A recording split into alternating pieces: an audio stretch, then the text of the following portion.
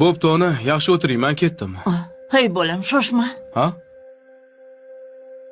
Labbi? Ishga ketishingdan oldin menga $200 qarz berib ketgin. Qarz?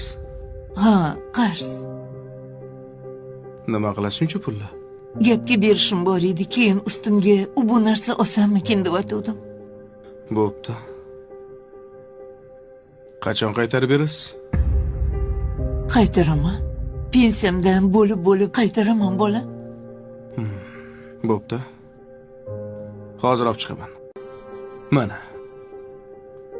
Faqat vaqtida qarzingizni uzasiz. Kelishdikmi? Albatta qaytaraman. Rahmat bola. Yana mana bu pulni ham sizga. Voy, buncha ko'p pul nimaga? Men sendan faqat $200 so'ragandim. Bu meni qarzim.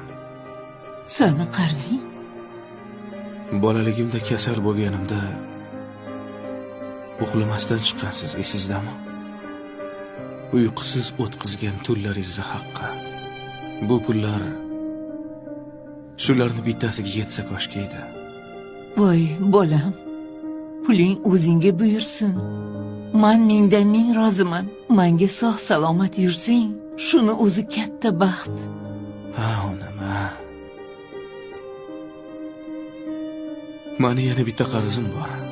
Yana qanaqa qarz? Bu qarzni hali ko'pchilik uzolgani yo'q. Bilasizmi? Menga o'xshagan farzandlar mana shu ikki og'iz gapni aytishga uyalishadi. O'zi ikki og'iz gap. Nimaga? Sizni yaxshi ko'raman degan gap. Men ham seni yaxshi ko'raman. Onam, siz mendan qarz so'rab o'tiribsiz. Aslida haqiqiy qarzdor farzandlar emasmi? O'tinib so'rayman. Mana shu qarzlarimni bo'lib to'lagunimcha iltimos.